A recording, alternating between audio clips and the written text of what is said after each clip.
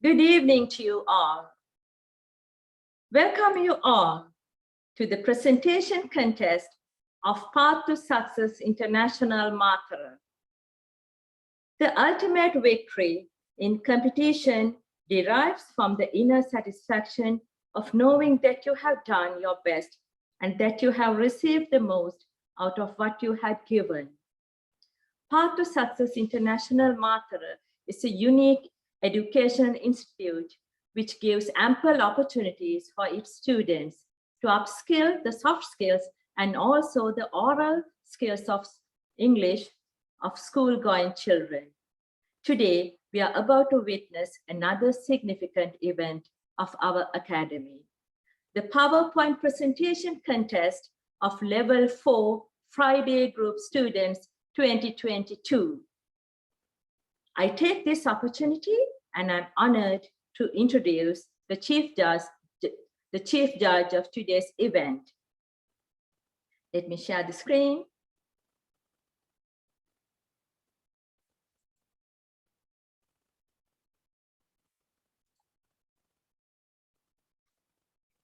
She is the QHC consultant and assistant operations manager and Protection Vessels International Limited, United Kingdom.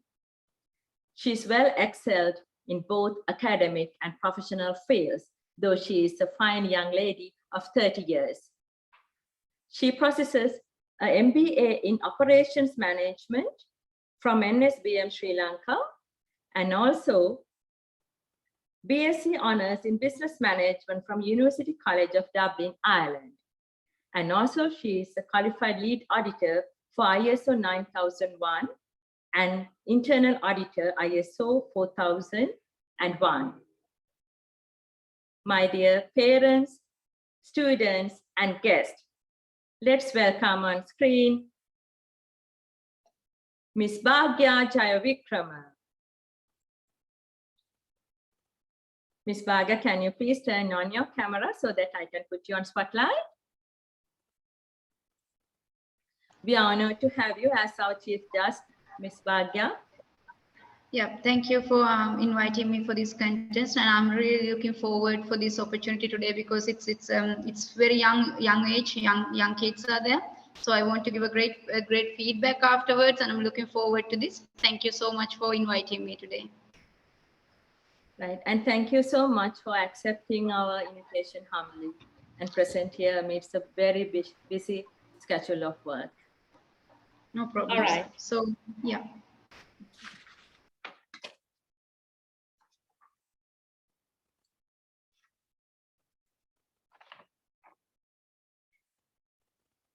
Moving on to the next step of the agenda, I wish to give a brief description about the contest rules. All the contestants are expected to prepare and orally present a PowerPoint presentation on any topic selected under the broad theme of history. The time allocated for a contestant is 5 to 10 minutes. I repeat, the time allocated for a contestant is 5 to 10 minutes. If a contestant encounters an issue of the internet connection, that contestant will be given another attempt after all the other contestants presented. We expect all the contestants to maintain strict online meeting etiquette throughout the contest. The timer will report the time consumed by each contestant soon after each presentation. Today's timer's role will be played by my own Nathan, and the backup timer's role will be played by Ramiru Vettagi. And I should tell something about the marking criteria of the contest. Let me share the screen.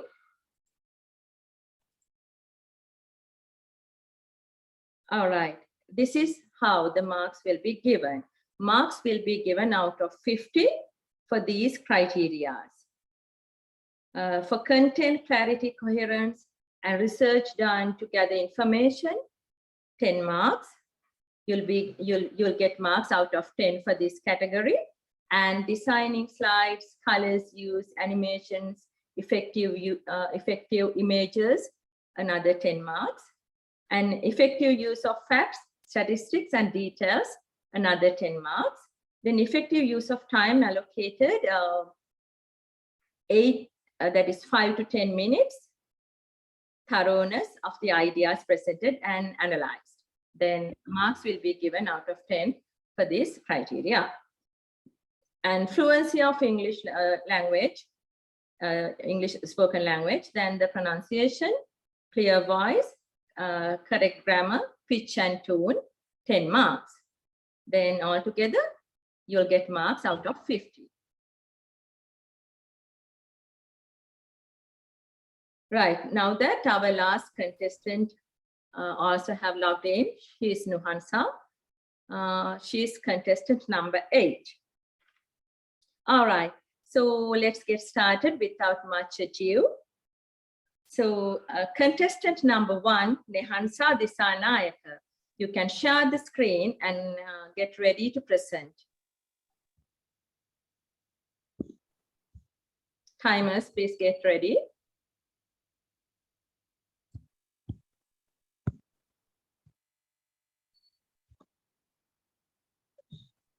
All right, wait, Nehansa. As she is using this mobile app to present, I don't think that she'll be able to turn on her camera. Can you turn on the camera, Nehansa?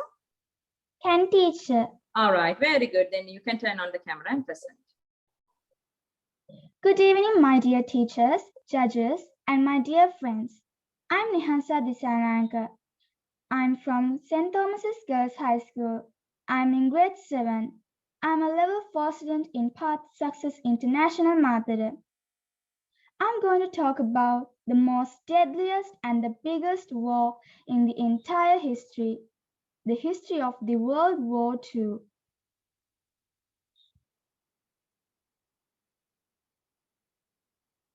The World War II, or should I say as the Second World War, was the deadliest, biggest war in the entire history, involving more than 30 countries, sparked by the 1939 Nazi invasion of Poland.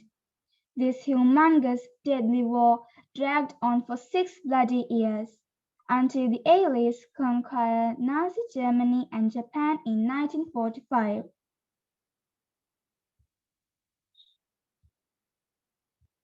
This war took part to destroy more land areas in the Earth globe than any other previous war.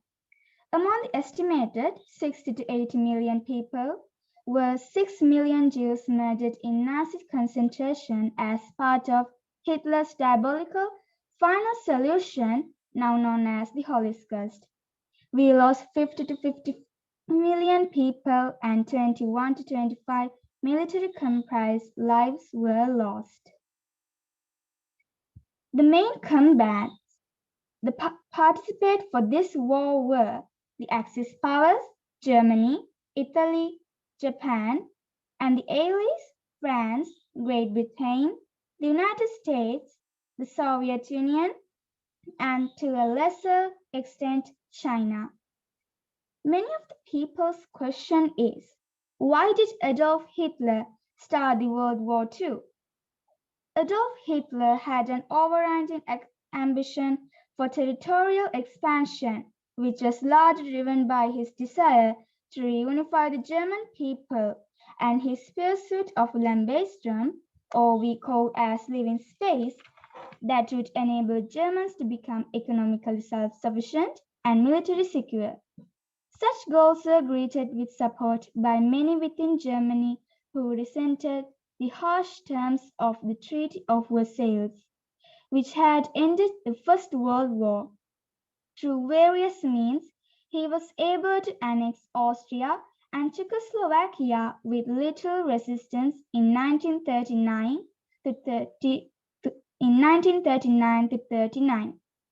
Then in 1st of September, Germany invaded Poland, which had been guaranteed French and British military support, should such an event occur. 2 days later, both countries declared war on Germany, launching the World War II. Instead of achieving power, Hitler smashed the nation's democratic institutions and transformed Germany to a war state. The turning points of the World War II. The war in the Pacific turned against Japan during the Battle of the Midway in June 26, 1942, an American victory that destroyed the Japanese first-line carrier force and together with the Battle of Guadalcanal ended Japan's ability to prosecute an offensive war. The tide of the war in Europe shifted with the Soviet victory at the Battle of the Stalingrad in February 1943. More than 1 million Soviet troops and tens of thousands of civilians died in the defense of the city. But the destruction of 2 entire German armies marked the beginning of the end of the Third Reich. Lastly, I want to tell you about the end of the World War II. The Allied landing at Normandy on 6th of June 1944 opened a second front in Europe, and Germany's operative offensive at the Ardennes in the winter of 1944-45 marked the Third Reich's final push in the West. The Red Army advanced from the east and effectively claimed all the territory under its control for the Soviets. The Allied armies converged on Berlin.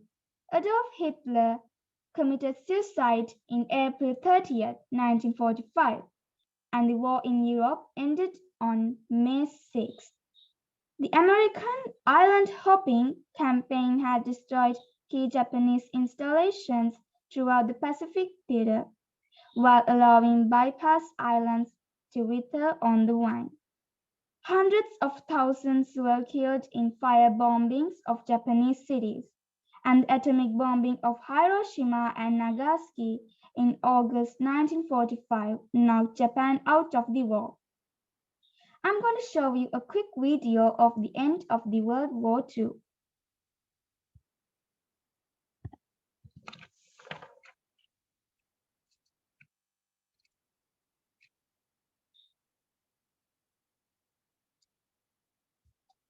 So you see, victory belongs to those that believe in the most and believe in it the longest.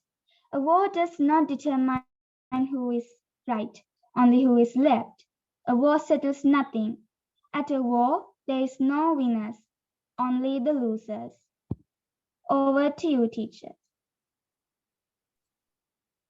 Thank you very much, Nehansa, for sharing your knowledge about the Second World War. It was a wonderful presentation. Timer, can you please report her time? The time of contestant number 1 is 6 minutes and 15 seconds.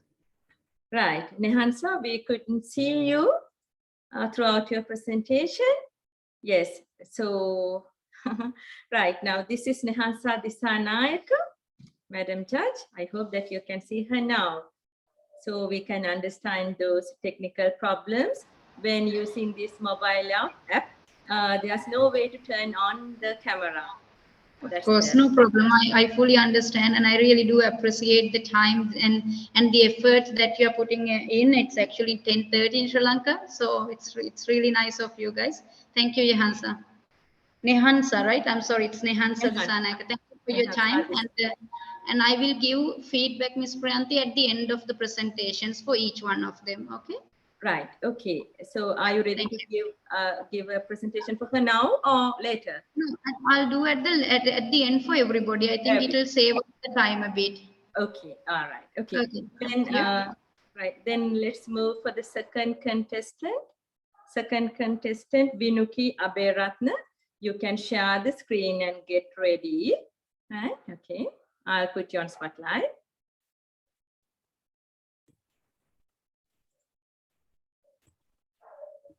Okay, wait a bit. Wait a bit, Vinuki.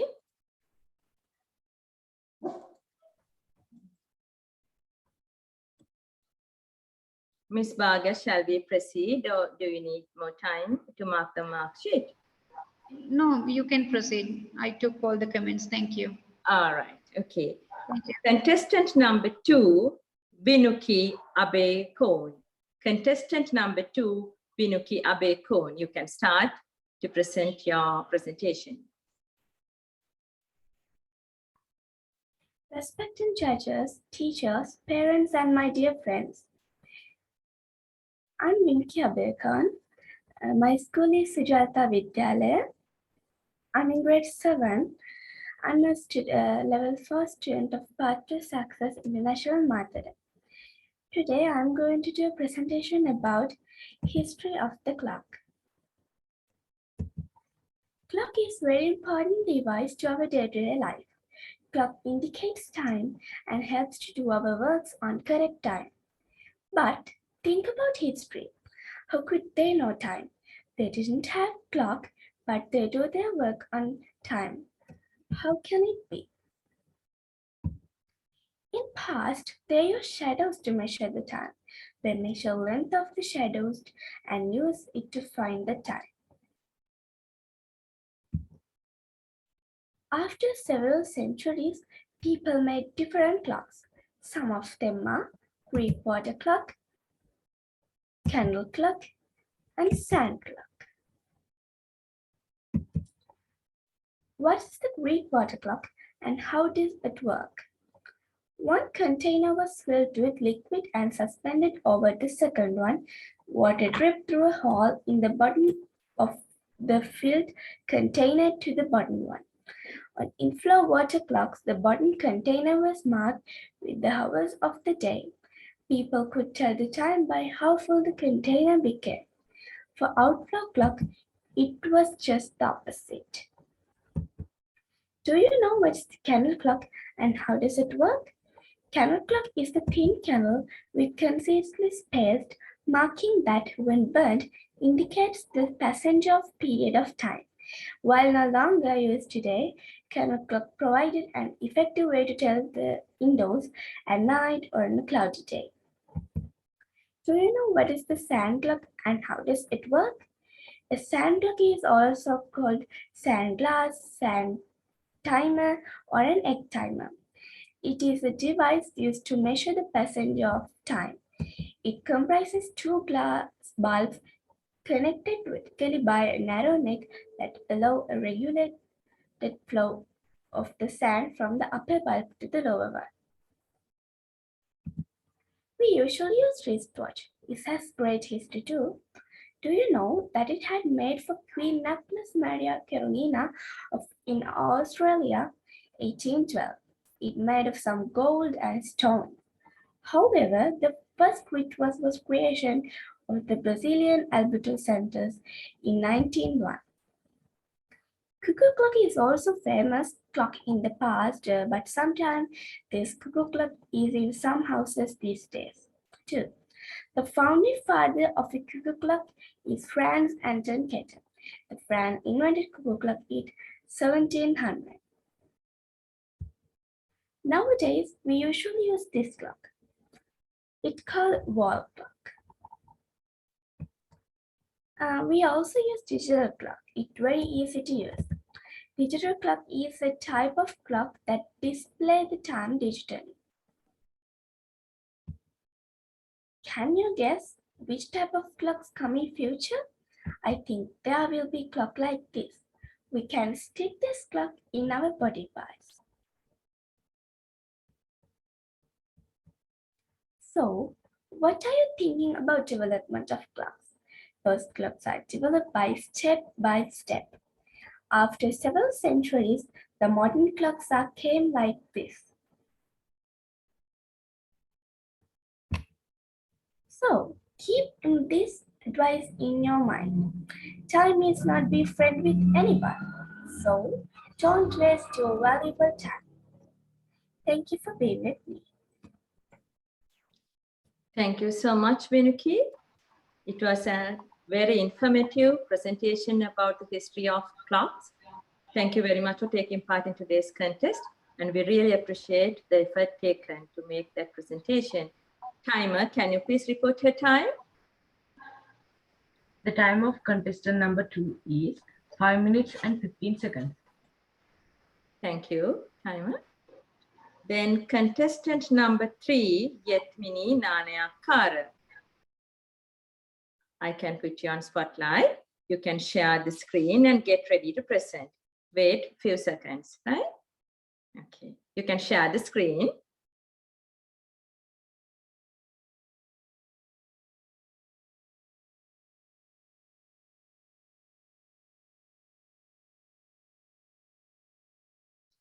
We can see the screen, but not in full view.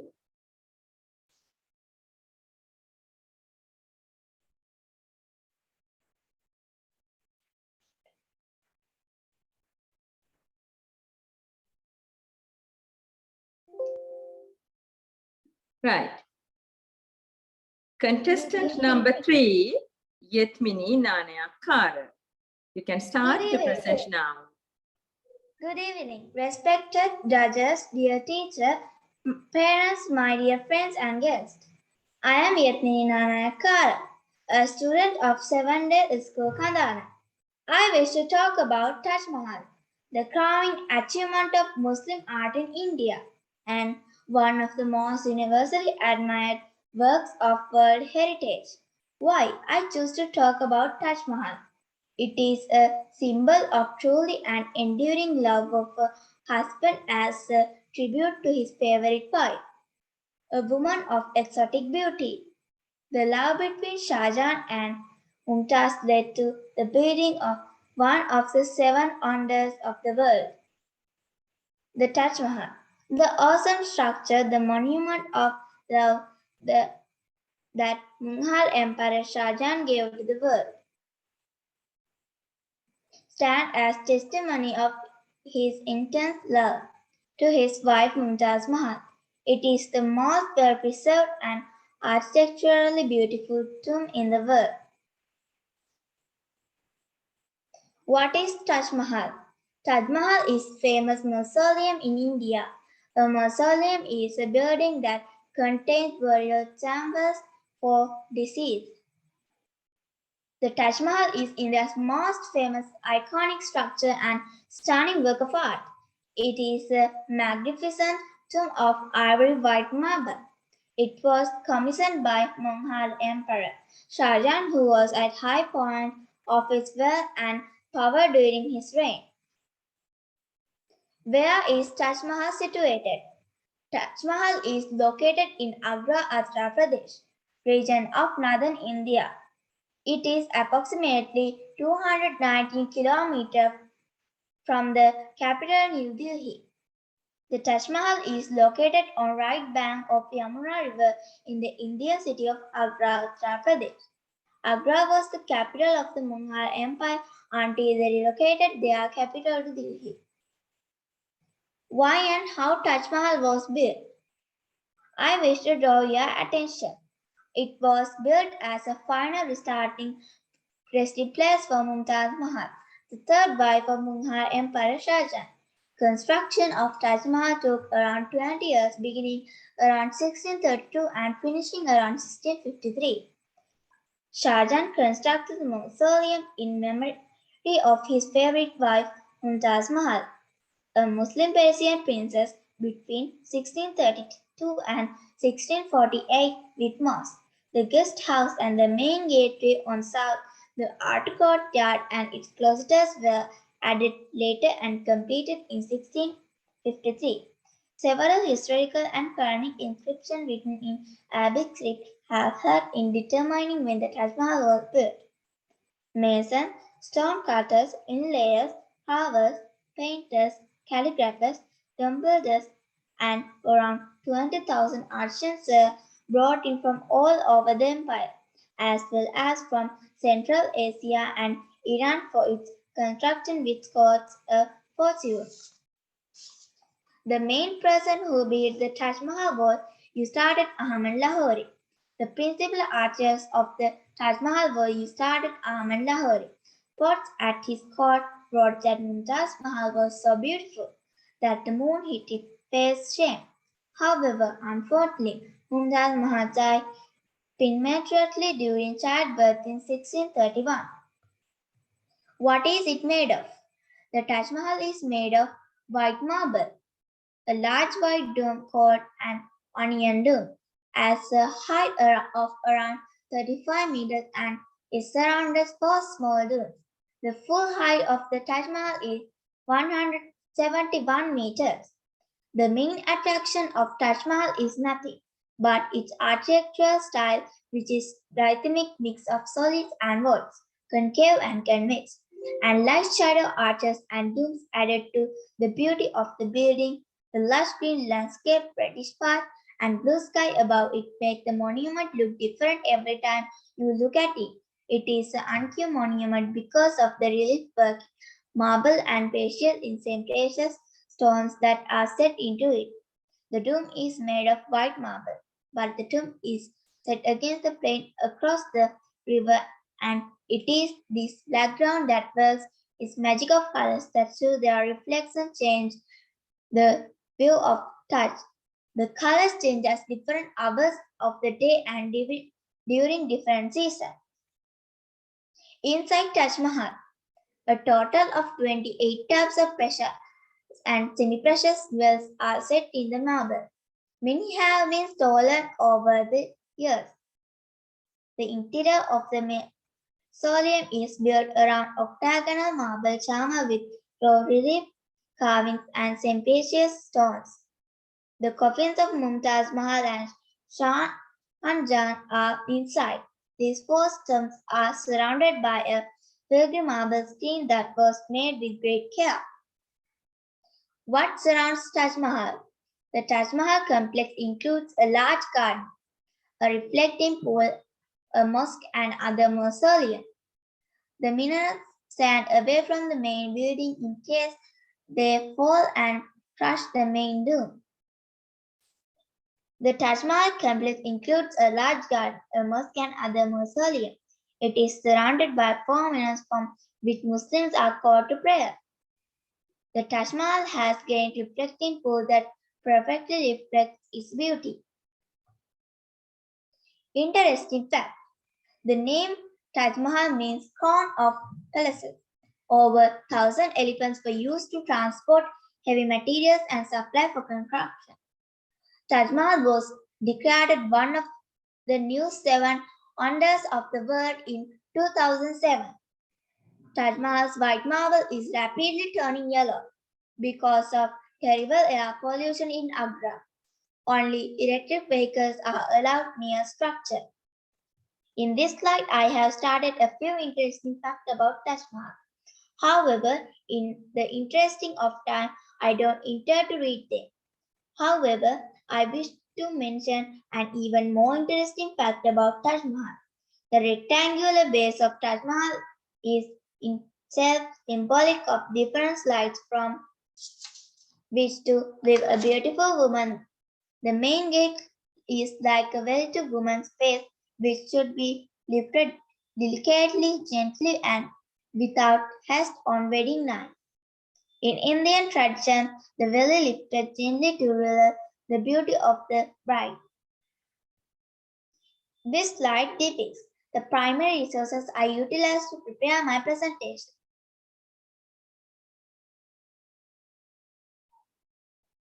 I wish to conclude my presentation with words of an English poet, Sir Edwin Arnold.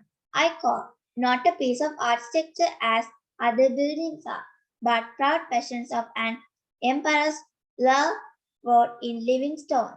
Unquote. Thank you for your patient listening. Right. Thank you so much, Yatmini, for taking us a virtual journey to visit Taj Mahal. And we highly appreciate your effort because you are a new student of our academy. You joined for about 3-4 weeks back. We really appreciate your effort. Timer, can you please report her time? The time of contestant number 3 is 8 minutes and 7 seconds. Thank you. Then let's move to contestant number 4. Contestant number 4, Tinuki. Tinuki, yes, you are there.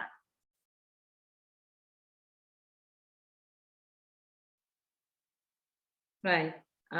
We can see the screen, but not in the full view.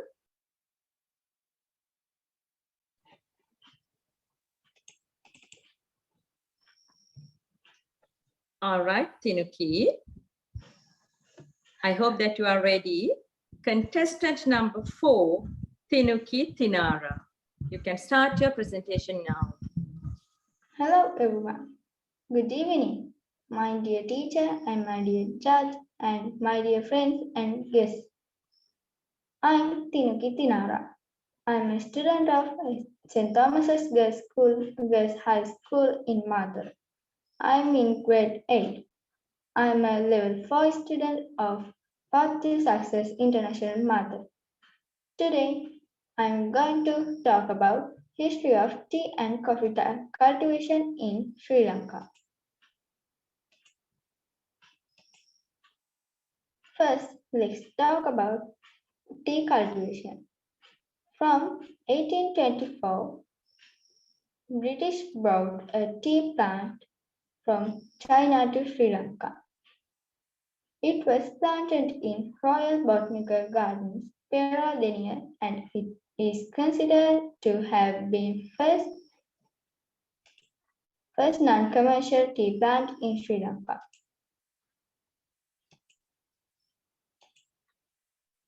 After nearly 2 decades, in 1867, James Taylor planted 90 acres of tea in Kandy at the Lulakandra estate. The eventual scale of Lulakandra tea resulted in 1872 in Kandy and the first tea consignment to London in 1873.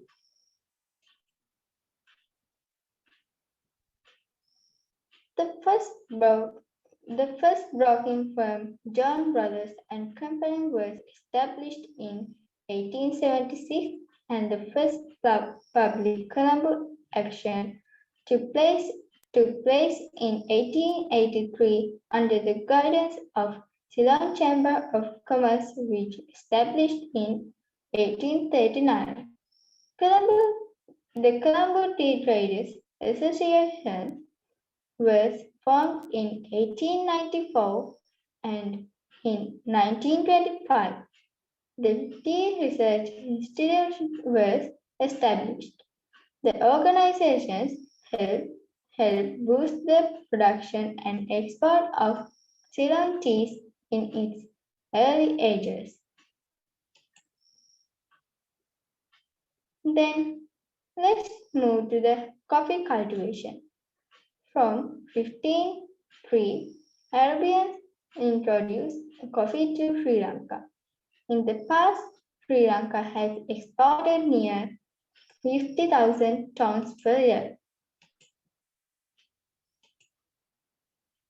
Judge Bird established the first successful large-scale of plantation near Kandy in 1820. After being granted 80 hectares of land and tax-free loan of $4,000 by colonial government. We can see coffee cultivation mostly in Morelia, Kandy, Matare, and Badulla.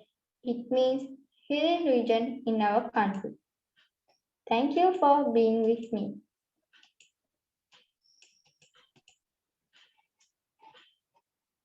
Thank you so much, Tinuki, for sharing your knowledge about tea and coffee plantation in Ceylon, Sri Lanka. Timer, can you please report her time?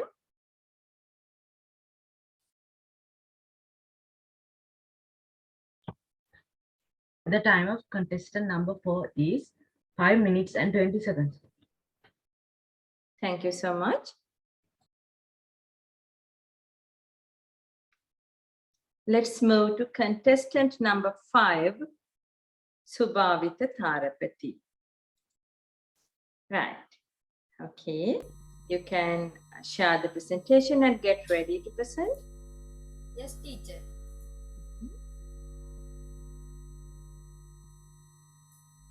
Okay. Go to the full view.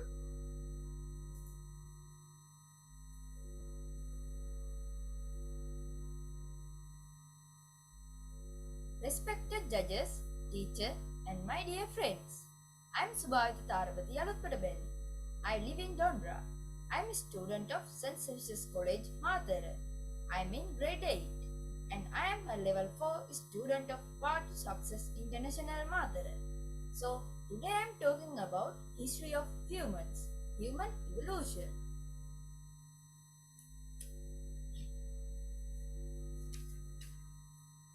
First, I like to talk with you about what is human evolution.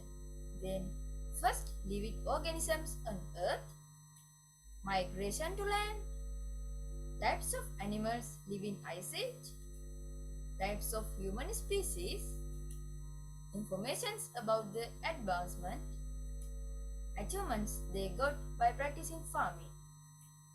Then finally, summary. So, what is human evolution? Human evolution is the lengthy process of change by which people originated from ape-like ancestors. First living organisms on Earth. First living organisms on Earth is prokaryote bacteria. It is a single-celled organism. It found 3.5 billion years ago. It lived in water. Another organism found in Canada is called Opabinia. It found 542 million years ago. It has one mouth and 5 eyes. Its length is about 7 centimeters. Migration to land. First, plants and small animals migrate to land. 2.5 million years ago, there was a very cold weather on Earth. That time period was known as Ice Age. The Ice Age began 2.4 million years ago. That time period, glaciers covered large area of the world. During this time period, human migration starts. Types of animals live in Ice Age.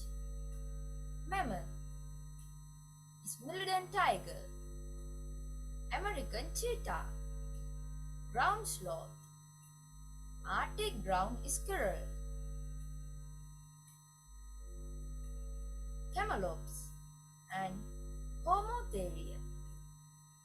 But unfortunately, all of them have become extinct.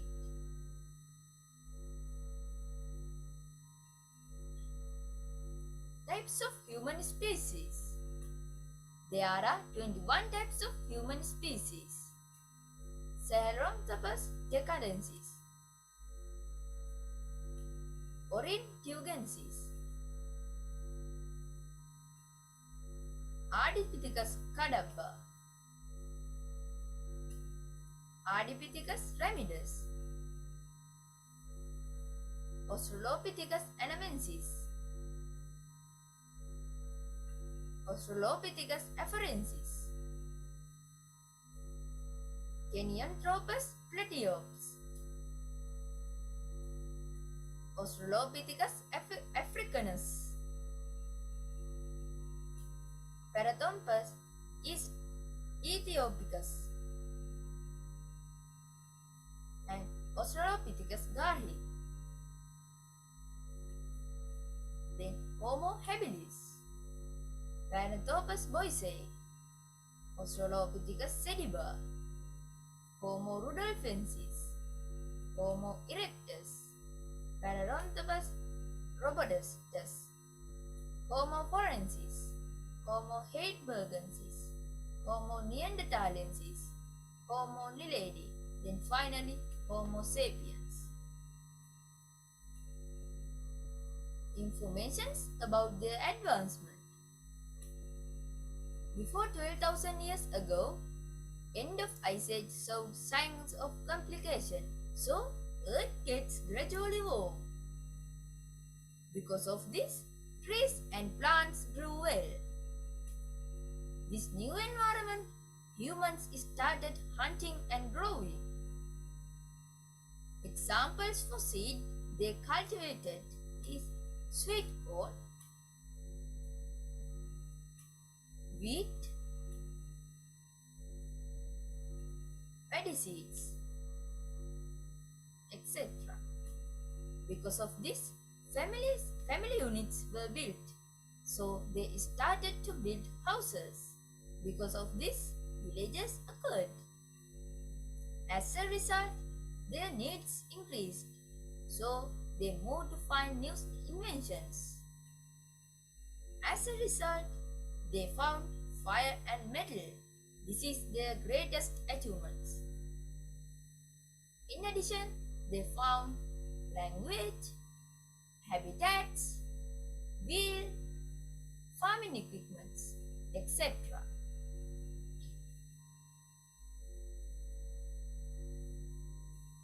Achievements they got by practicing farming.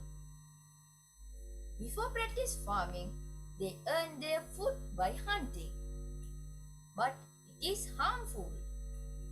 So they moved to find solution for that problem. So they found solution for it.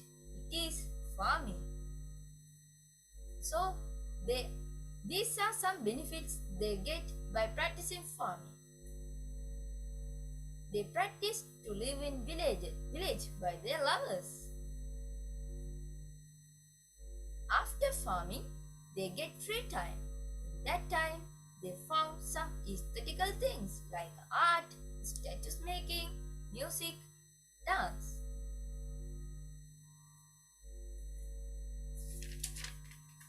So, let's see what we learned by this presentation. First living organism on Earth is prokaryote bacteria. They migrate land like small animals and plants. That time period called as Ice Age. Scientists found 21 types of humans living past to present. In present time, humans are Homo sapiens. And Homo erectus found fire. It is a big turning point of life. Other one is wheel. Humans gradually learn language. Finally, they learned farming. With these factors, humans become well-developed and intelligent beings on Earth. So, my dear friends, thank you for lending your ears for me.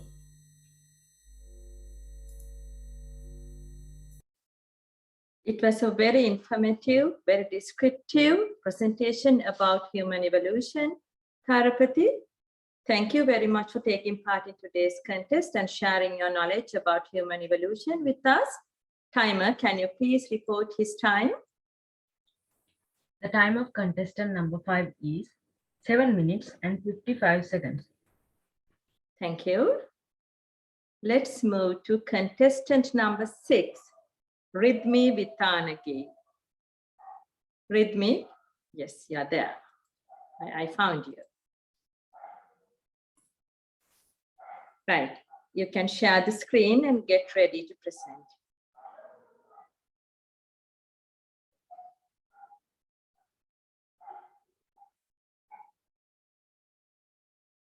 Good evening, the respected judge, the teacher, and my dear friends. I'm Ritna Vitanagi. I'm studying in Sujata Vidyalaya Madhavi. I'm sorry, Ridmi, I'm sorry to interrupt. Still, we cannot see your screen.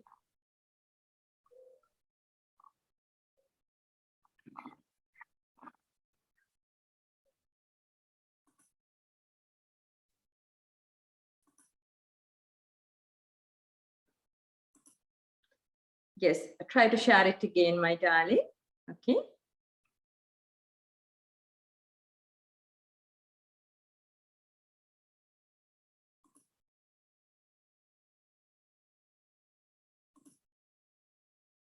Wait till I confirm whether it is visible for us. Is it okay now, teacher? Right, now we can see the presentation with me. Right, now it's in full view. Right, okay. You can start to present now. Contestant number 6, Ridmi Vitanagi.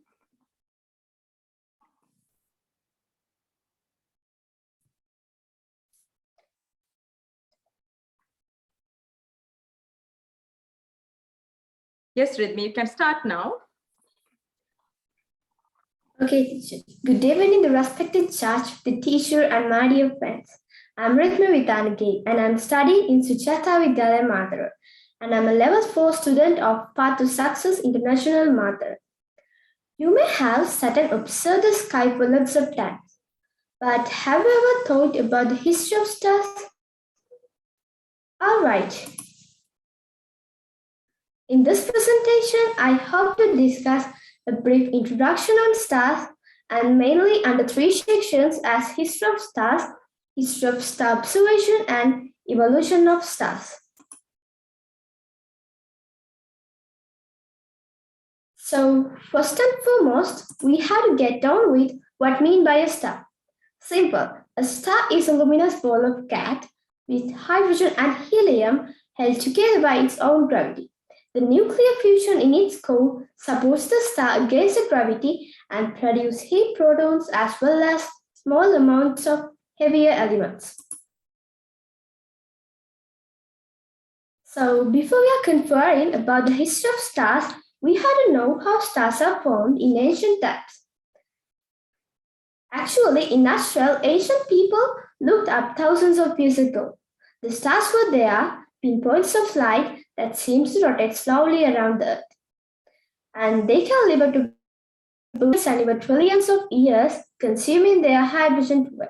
But ancient people had no idea about what they were. So let's move to the next slide about the ancient uses of star constellations. Even the past doesn't much care about the stars, they got the use of stars efficiently.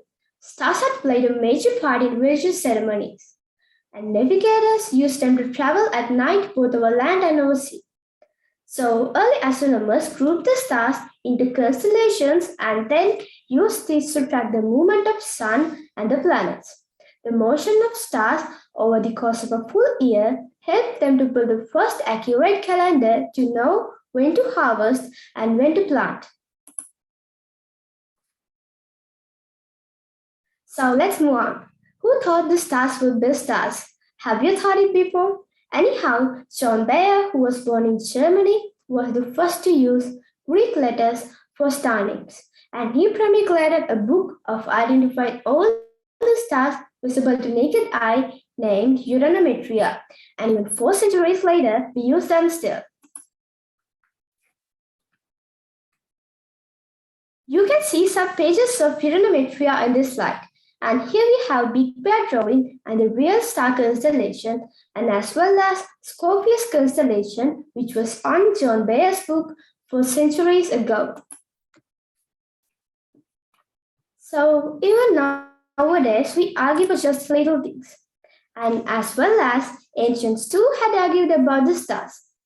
Dominantly, Galileo Galilei thought that what had happened previously has been seen as a mighty luster in the sky was no more than these invisible stars.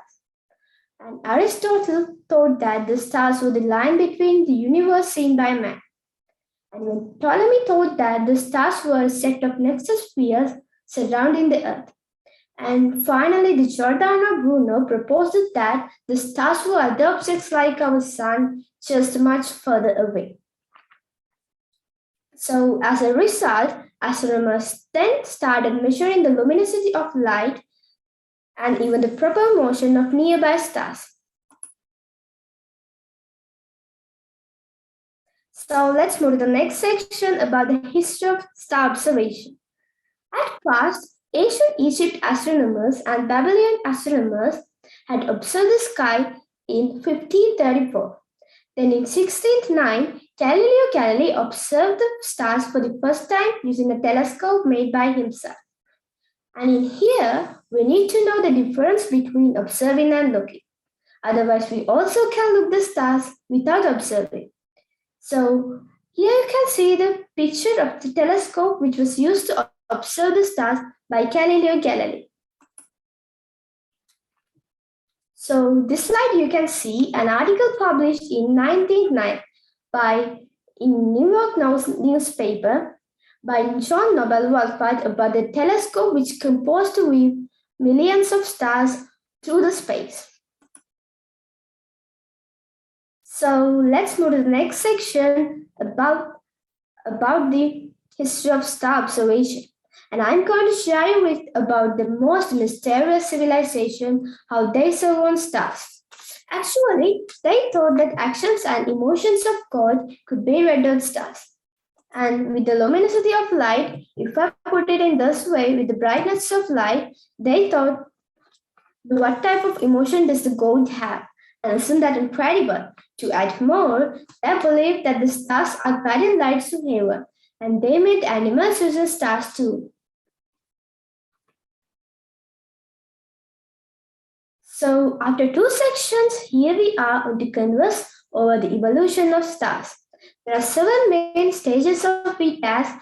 First stage, an interstellar cloud, and the second stage, a collapsing cloud fragment. Third stage, a fragmentation ceases, and the fourth stage, a protostar, and the fifth one, a protostellar evolution, and the sixth stage, a newborn star, and finally, the seventh stage, the main sequence at last. So, in 20th century, astronomers started using photographs to image the stars, and the techniques were developed to measure the spectra of light coming off them. So, as a conclusion, we came across how stars are formed and ancient uses of star constellation, various arguments on stars, and some backward steps about the star observation and evolution of stars. So, I hope my presentation gave you some interesting facts about the history of stars. So, I'm grateful for lending your ears from the beginning to end. Thank you.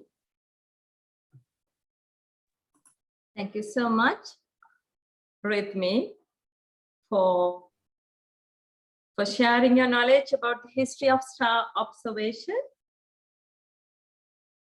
Thank you very much again. And our timer, Nathan, can you please report her time? The time of contestant number 6 is 6 minutes and 46 seconds. Thank you so much. Then let's move to contestant number 7, Litumi Vithanage. Can you please turn on the camera? I guess you are ready. Okay. Read me, please. Wait till I put you on spotlight. Okay, you can share the screen. Wait till I tell you to start, right? Okay.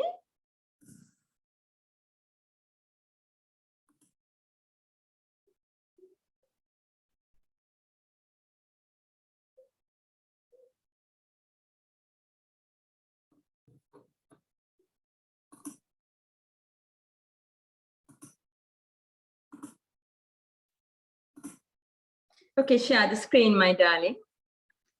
Right, okay. Wait.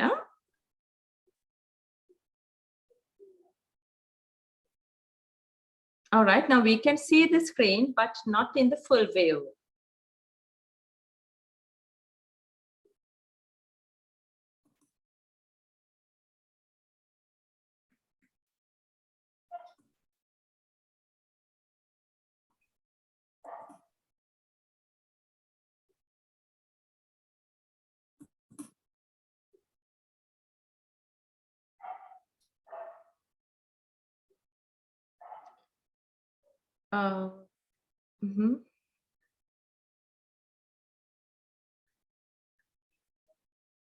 Right, Litumi, now we Can I start?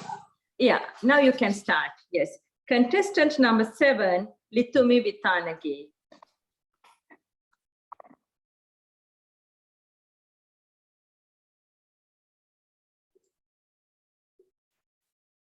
Litumi, you can start now. Okay. Hello, my name is Litumi Vithanage. I'm studying in Sujata Vidyalaya Matara. I'm grade 7 student and I'm a student of level 4, Path to Success, International Matara.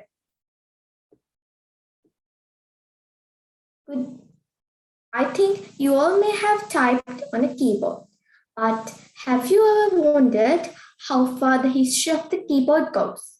During my presentation, I hope to express more details about the history of the keyboard and the keyboard. So first, let's discuss what is a keyboard. A keyboard is a set of keys that enables you to enter data into a computer. Computer keyboards are similar to electric typewriter keyboards, but contains additional keys. It is an input device which is an important part of a computer. With the use of keyboard, a person can enter letters, numbers, and the other symbols on computer screen. You may have a question like this: who invented the keyboard? Well, the history of the keyboard begins with the world's first ever commercially successful typing machine, which was invented by a man called Christopher Latham Scholz during 1873. Now I'm going to tell you some more details about Christopher Scholz. His full name is Christopher Latham Scholz. He was born on 14th of February in 1890. He was an American inventor who invented the keyboard and the typewriter. He is the son of Orange Scholz and Catherine Scholz. His wife is Mary Jane. Before he invented the keyboard, he was a newspaper publisher and a politician. Here I got a new fact for you. Typewriter is the longest word that can be made using the letters only on one row of the keyboard.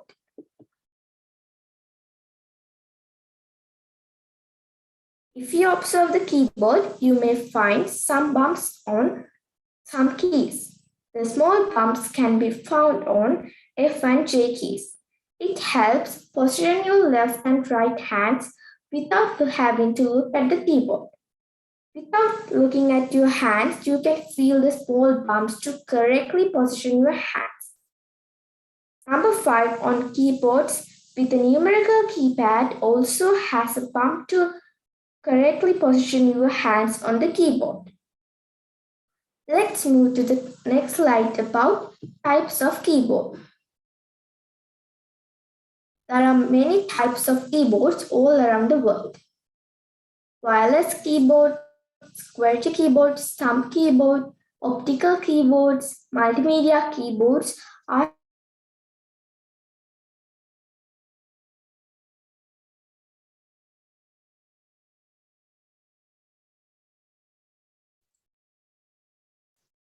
Hello, can you all hear me? keyboard. QWERTY is the first 6 letters on your computer keyboard, starting at the top to right.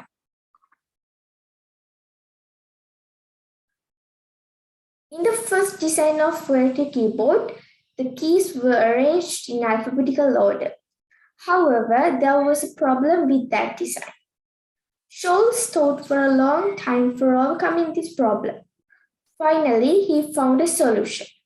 His idea was placing the most often used keys away from each other as far as possible.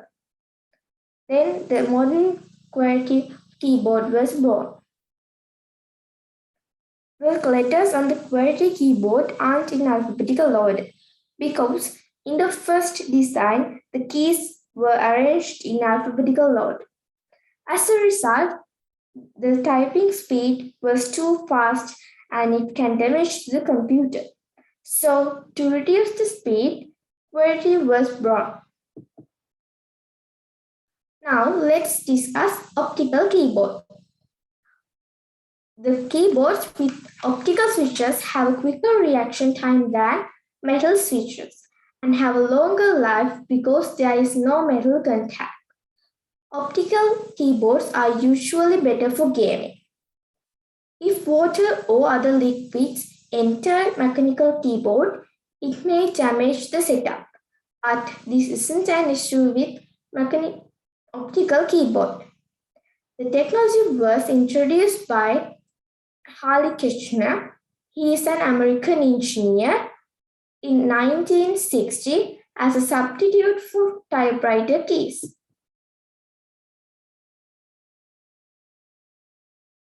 Now I'm going to enlighten you about thumb keyboard.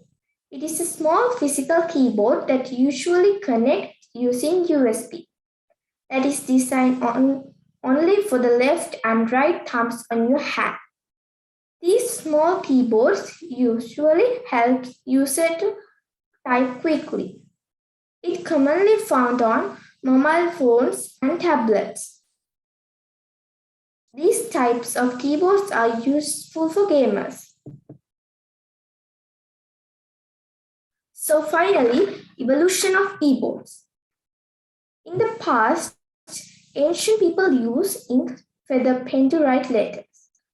But over time, that developed little by little into a typewriter, and in 1873, that developed into a computer keyboard that we know today. So that is the evolution of keyboard from ink feather pen.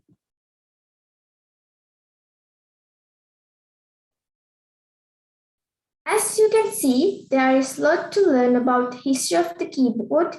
I hope these details on the keyboard will prove useful to your understanding of the keyboard. Thank you. Over to you, teacher. Thank you, Lithumi. It was a very descriptive presentation about the history of keyboard. Thank you very much for taking part in today's contest. Timer, can you please report her time? The time of contestant number 7 is 7 minutes and 13 seconds. Thank you. Ms. Bhagya, there were some interruptions of the internet connection while she was doing the presentation. So is it okay, or it's only a couple of minutes, Ms. Pranti. I'm okay with that, and I took enough feedbacks for her presentation. So thank you. Okay, thank you so much. Then let's move to the final presentation of today's contest. Nuhansa. Nuhansa, can you please turn on the camera?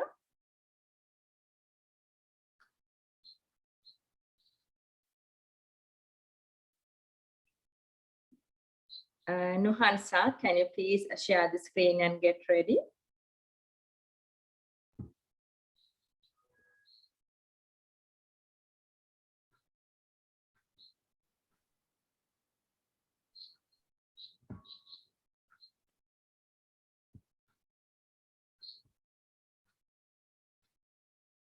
Right, Nuhansa, you can start presenting now.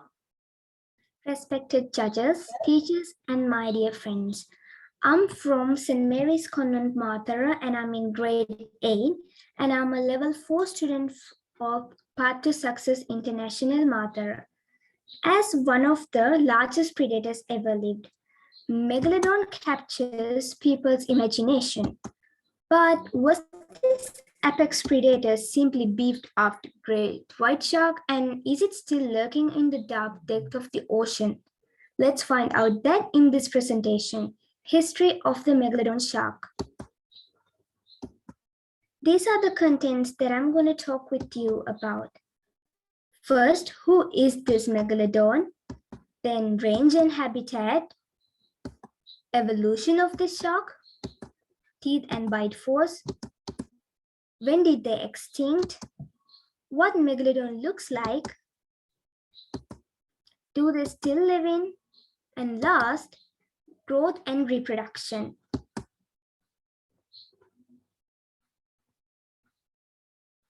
So first, I'm going to talk with you about who is this megalodon shark. Megalodon means big tooth is an extinct species of mackerel shark that lived approximately 23 to 3.6 million years ago. Megalodon was not only the biggest shark, it is the biggest fish ever lived. We could even name this shark as the Meg, or the largest shark ever lived.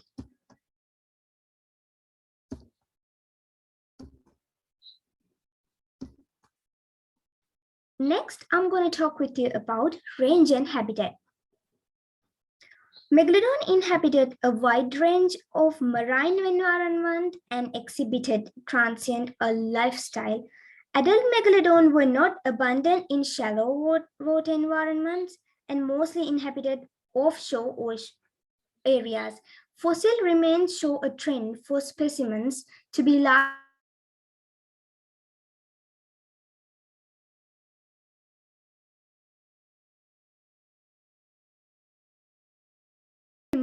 as to when it appeared recorded, ranging to as young as 16 years. It has been thought that megalodon teeth are younger than 2.6 million years old are considered as unreliable.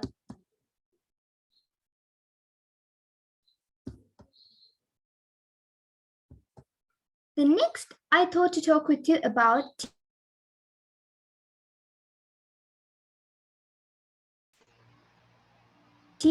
are its teeth. Diagnostic characteristics include a triangular shape, robust structure, large size, fine serrations of lack of lateral denticles, and a visible V-shaped neck, where the root meets crown.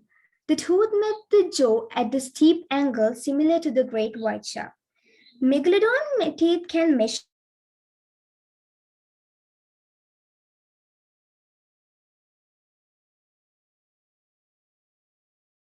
First of all, everybody, thank you so much. This meeting is being recorded. Sorry, yeah. First of all, thank you so much for everybody for being here at a very late evening. And I can't believe for a young age that I really appreciate the effort and the commitment you all have. And if you want to turn on your cameras so I can again see you all, that would be great.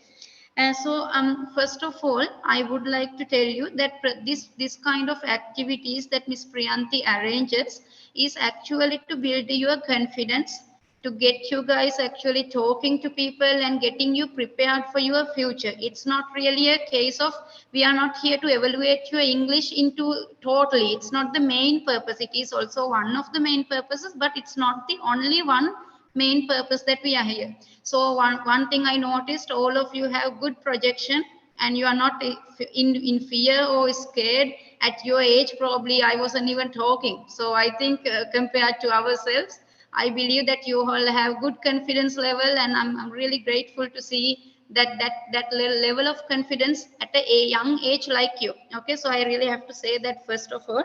And like I mentioned, through these presentations or competitions, what we want to learn and share with each other is the amount of technical knowledge as well that you have. So a few things that I'll give you, like general comments for all of you, and then after that I'll go through one by one individually with you guys a little bit of what are the good things that I saw from your presentations and what are the little things that I saw as little negative things that you can improve for your next presentation. Okay, so first thing, I only saw so far with one presentation, I saw there was a summary. That is great. One of the main things that we need to do with the presentation, you will learn throughout your years of developing presentations. First of all, we have to put what do you call a topic or the first page, which is great. You all had done that. Then you need to put up like a page, maybe the second page with your how do you call it, like objectives, or what are you going to deliver. So for example, if you want to we'll take the very simple one like tea and coffee presentation. So at the objectives page, what you will be saying is that, for example, I'm here to present about coffee and tea, and today I will be delivering. So you will have bullet points and you will mention today I'm going to deliver the history of the tea and coffee. And you will be saying at the end of this presentation, I would like you to learn, and you will tell what you want want them to learn, okay? And then what are the points you are going to cover? So maybe 3 or 4 bullet points with exactly what you are going to talk to others throughout this presentation, okay? So we call it like objective page. So pretty much in a presentation, you need to have an objectives page at the beginning, okay? So again, at the very end of the presentation, we would like to have a summary page or like a closing page. So in that page, again, you will say, as I mentioned throughout the presentation, my objective or my presentation I want to summarize my presentation very much concluding with these notes, and then you will again pretty much mention the objectives that you wanted to achieve throughout your presentation. So it kind of really gives the audience to understand at the beginning what will be covered, and at the end to really think, did that particular presenter covered what she or he wanted to present. Okay, so those are a little bit of technical things that you need to improve in your next presentations. Okay, so and another thing is that throughout presentations, please try to use bullet points. So if you try to use like paragraphs, that kind of distracts the audience. So if I see a paragraph, like 2 big paragraphs in a presentation, apart from listening to you, I will actually spend my time reading the paragraph. It automatic sense, anybody will start reading. So that makes the audience to actually forget to listen to you. The main purpose of a presentation is that the audience should be attracted to you and your presentation. We should be listening to you opposed to reading. But giving a bullet point of what you are talking, then that kind of gives the audience a little bit of idea. Okay, that these are the things that the presenter going to deliver to me. But at the same time, I'm not reading out. So please make sure that you use bullet points most of the time as possible. So if you have to use like a sentence or 2, that's fine, but not big comprehensive paragraphs. You should never use big comprehensive paragraphs unless it is a very scientific presentation for a university students or something like that. Okay, and then I'll give you a few more comments that I want to mention. With regards to your effects throughout all of your presentations so far, I did not see this, but I want to mention it just in case, that sometimes presentations may contain a lot of effects, lots of noises, lots of popping in, popping out, shrinking in. So lots of effects that pretty much distracts the audience too. So you have to make sure that you use effects, but not too much as well. So you have to make sure that you are in a middle like a center of it. So you have to use what is necessary as only necessary. Okay, what else?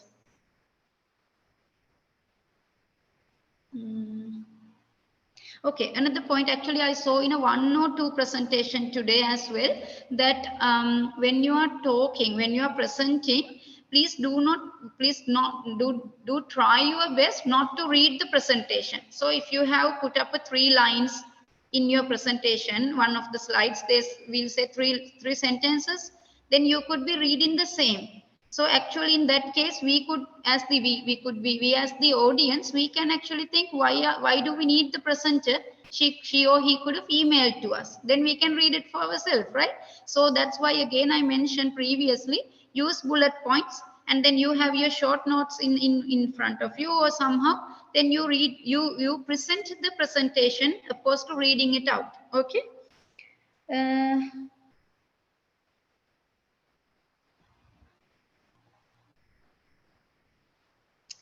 Yeah, pretty much that's it. And also I think I mentioned that with the last candidate, that if you start to like, these presentations are actually to get you ready for your future. This is not about today and how you present, right?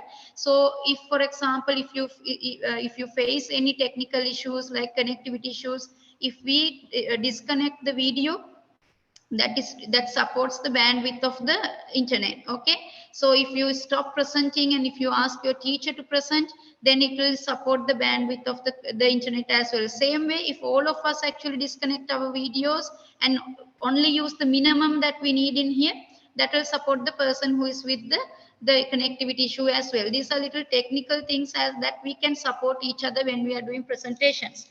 So those are actually the very general and general comments that I wanted to let you know. I will take a little bit of time, but I have a lot of comments actually that I want to personally give it to you. Miss Priyanti, if you like, I can start giving comments maybe one by one rather waiting for the last candidate. Is that okay with you? Yeah, please do, Ms. Yeah, Bhagia. okay. Yeah, so first of all, it was Nehansa Disanayaka, right? So Nehansa, with your presentation, I'll only tell you the bullet points of my feedback, and then if anything major that I have to highlight, I'll do that for all of you. You have a great voice projection. I thought it's really good for your age, so well done with that. One of the other things is it's a great content, greatly presented, and background colors, it's a good choice. It attracts the audience actually, and you had used great graphics as well. With regards to the two kind of feedback that I would like to say, you had used a similar, like a yellow color background similarly to a yellow, and then you had yellow color writings as well, so it was a little bit difficult for us to actually read what's written. So maybe next time use a little bit of a darker color, then it actually highlights what you wanted to highlight. I understand that you wanted to highlight, but actually it reduces our attention to it. Okay.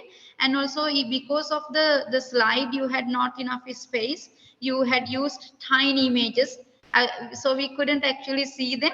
So it's rather you not inserted if you don't have space, or you can even take a next slide itself to show all the pictures that you want to show, and you can put little like a, what do you call it, heading over the pictures or something like that as well. Overall, it's a great presentation, and you have spent a lot of time and effort doing this. So thank you so much. It was really a great presentation. Okay. Thank you, So madam. sure. Then second, it's Vinuki Abekon, right? I'm really sorry. I'm not great pronouncing you guys' name. I'm really sorry about that. But it's Vinuki Abekon, right? Yes. Yeah. Okay, Vinuki.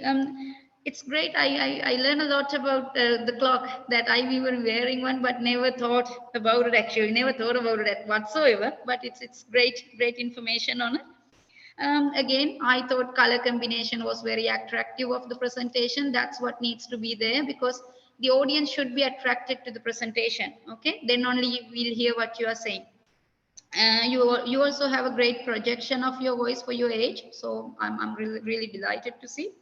And then you used a lot of facial impressions, which is great. So we were not getting bored, or we were not getting distracted with this and that. We were really attracted to your presenting. So it was good that you used your facial impressions as well, and it got us engaged. What else? You actually used a lot of poses which are appropriate. So using poses sometimes is it's not a good thing, but when it is necessary, you should use the relevant poses. It's all for all the others also I'm mentioning this. So having good poses and enough poses throughout the presentation is important as well. What else? Yeah, so you could have used a little bit of more effects, just a little bit of learning points. And then I felt you read a little bit on the screen. So maybe next time you can start putting a little bit more bullet points, and then less reading out opposed to a presenting. Okay, so that's pretty much it. But overall, it's a great presentation. So thank you so much for your time and effort spent on this.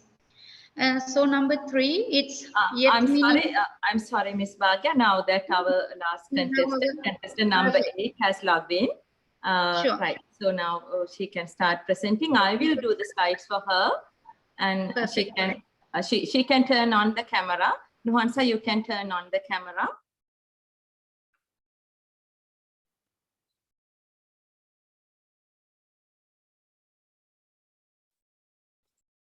Nuhansa, I hope that are you in a position to turn on the camera, Nuhansa? Nuhansa, I hope that you can hear me. Can you hear me? All right. Okay, you can't turn on the camera. Yes, I can understand. Why can't you respond? Can you hear me? Yes, teacher. All right. So you can't turn on the camera. No, teacher, I can't, because There are signal problems over here. Right. All right. Okay. Don't worry about it. We all can understand it, Nuhansa. Right. Don't get disheartened. Don't get disappointed. Right. Okay. Such thing happens. Right. We have to face the challenges in life. Right. Don't worry. Okay. I'll do the slides for you. You can start presenting.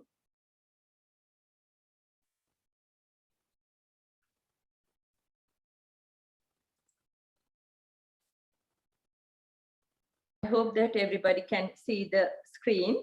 Can you see my screen? Yes, Miss Priyanti.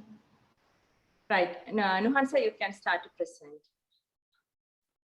As one of the largest predators ever lived, Megalodon captures people's imagination. But was this apex predator simply beefed up great white shark? And is it still lurking in the dark depth of the ocean? Who knows? Let's find out that in this presentation. History of the Megalodon shark.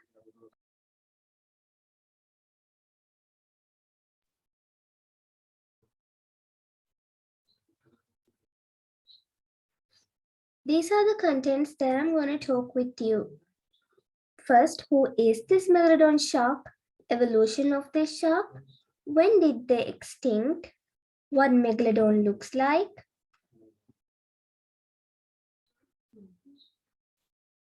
Do they still live in? So first I'm going to talk with you about who is this Megalodon. Megalodon means big tooth is an extinct species of mackerel shark that lived approximately 23 to 3.6 million years ago. Megalodon was not only the biggest shark, it is the biggest fish ever lived. We could even name this shark as the Meg, or the largest shark ever lived.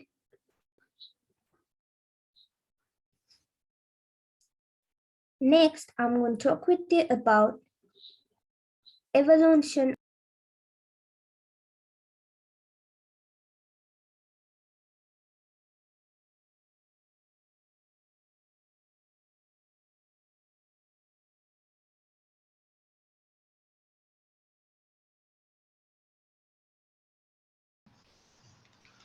This meeting is being recorded.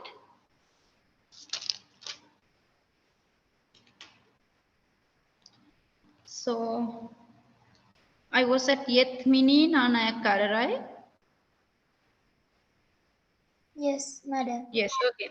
So Yatmini, again, you also had great projection for your age, and I'm very, very proud of that. And also good layout and colors of the presentation, extensive knowledge delivered, and I wasn't really aware about Taj Mahal in that regard. So thank you for that. What else I could say? 1 minute. Sorry, I have a lot of scribbles on my notebook. Yeah, a few thoughts that I want to give you is that actually you can use, like you had prepared your presentation on a basic level of background. So I understand you are new to preparing presentation. So please try to put a little bit, you can learn from the others today. So try to put a little bit more background effects and a little bit background layout to it. So it can make a bit attractive, and then use some effects. And as I mentioned, that little bit of like a objectives page, summary page, and maybe a little bit of bullet point version, and then you can talk through that. Okay, but overall your description, or it's a very descriptive presentation, and the pictures you had used onto it, they were really great, because it attracted the audience, and it tried to show us exactly what's Taj Mahal in that regard, opposed to what we just Google it and see. So you had put some effort into it, and I'm really grateful to it. And thank you for your time spent on that. Okay. So Miss Tinuki Tinara, right? Next.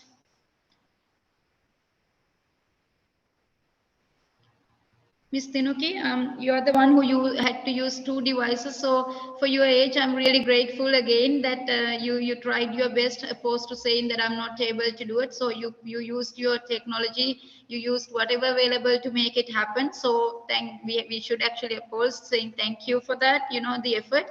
I admire the effort that you put in. You also have great projection and good poses. You throughout the presentation you used your expressions, which is great. And what else? It was a clear background, good context. But maybe next time when you add a presentation, try to put a little bit more context into the presentation, because especially a topic like coffee and tea, there's a lot of information available, and being Sri Lankans, we'll drink a lot of tea. So maybe next time try to add a little bit more context to it, but overall the presentation and how you present it, it's really great. Okay, so thank you so much for your time in preparing this. So Mr. Subhavita Tarapati. Yeah, Mr. Subhavita. So again, you had it's great projection, clear voice. You were very good at posing and presenting it in a manner like a very professional young man, I would say. You had very confident. You had such a confidence that you presented like you knew it. So I believe you had done your homework very well into that. Good slides, you know, some great effort put it into the presentation. I think you deliberately used that sound effect for that, I think, right? So it was really good. It actually made me be more be, how do you call it, like be more in it, you know. So I felt it, the topic. So it was really good sound effect you had used. And I have to say thank you. I think you're the only one who pretty much used a summary into a presentation, which is great, because as I mentioned, a presentation should give the audience what you're going to deliver and what you just delivered. So it kind of summarizes the presentation. So overall, you had great presentation skill in that regard. So keep it up. And I would like you to how do you call it? Maybe I know you tried your best to make it attractive, because it's a topic that you cannot find more attractive images or video clips into it. But yeah, it's background effects and all that is great. But maybe try to how do you call it? Not the sound, but I mean the background layout of it. So maybe try a little bit making it a bit attractive, because it's not really an attractive topic to somebody in that regard. So maybe try a little bit of effort into that when you are doing it. But other than that, overall, everything was great. So great effort. Thank you so much for your time spent on this. Okay. So number 6, Miss Rithmi Vitanagi. You had very attractive and energetic presenting, very much like the others, but I thought, so you guys are twins. Great to see both of you on the screen. So I would never recognize which one is Rithmi and Ritumi, right? Yeah, so Rithmi is which one? Yeah, okay, perfect. So Rithmi, you had that very attractive and energetic presenting, and you used your facial impressions and all that. It's really great. And you kept audience awake, so which is great. And what else? You also had good pronunciation. Maybe you can improve a little bit of your projection. Okay, and then maybe next time use a little bit of bullet points in your presentation and use a little bit of more effects. So pretty much that's the comments that I had to say. Overall, it was a great presentation. Maybe a little bit of effort into the layout and also effects. That's something that you need to improve. Okay, so Miss Litumi Vitanage, you had good background effects actually and good projection in your presentation.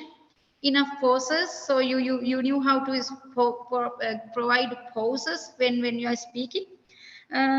What else? Good content. You can use a bit of effects again, you know, the back. When I talk about background layout, background effects, do you understand? I think you do. And sound effects are different to opposed to a popping in, popping out kind of effect. So maybe you can YouTube it, you know, learn a little bit about presentation in that regard and get more technical side of it to your presentations, because overall in everybody's presentations, the content was really comprehensive and really great for your age. It's just that little bit of technical side about the presentation you can improve. Okay. Overall, I'm really happy. It was a great presentation. So thank you so much. Thank you, madam. Yeah, sure. So Miss Priyanti, what would you like to do about Miss Nuhansa?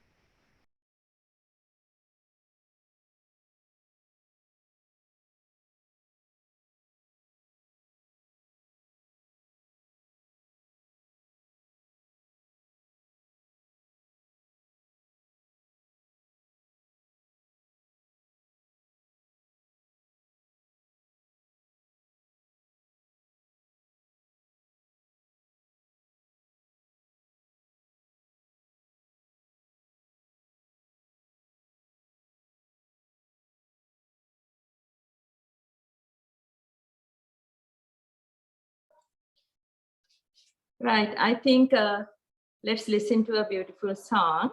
So I'll have a small discussion with the judge and come back to you again. Till then, we'll listen to a beautiful song.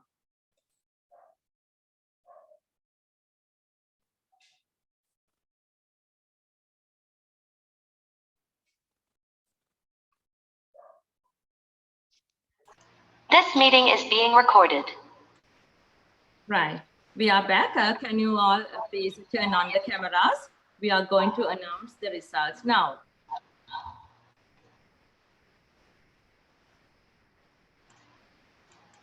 Now I respectfully invite our Madam Judge, Ms. Bhagya Jaivikrama, to announce the results. So welcome back. I hope the feedback that I gave throughout the presentations are useful to you.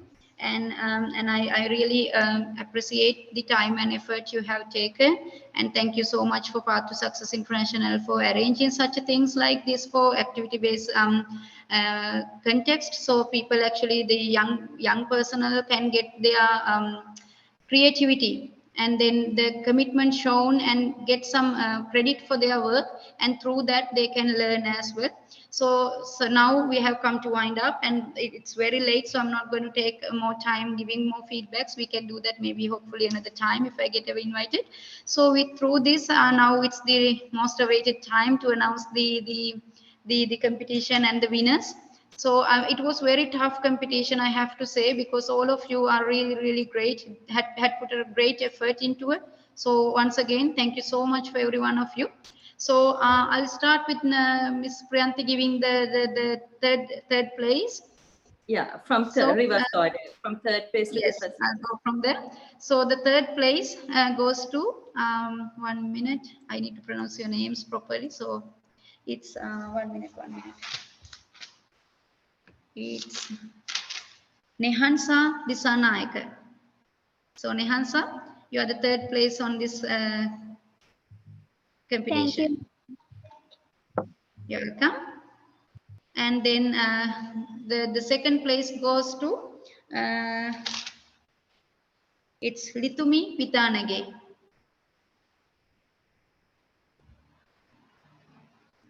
Litumi, so great effort. Thank you for your effort on this. Thank you, ma'am.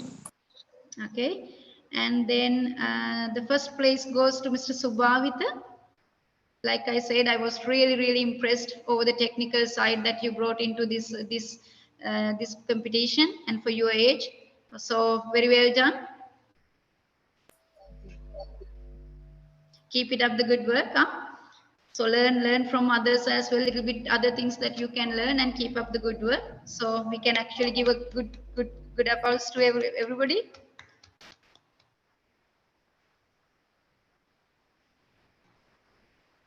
All right, so I since it was a really tough competition and you guys had put great effort, I have actually some merit awards that I would like to present.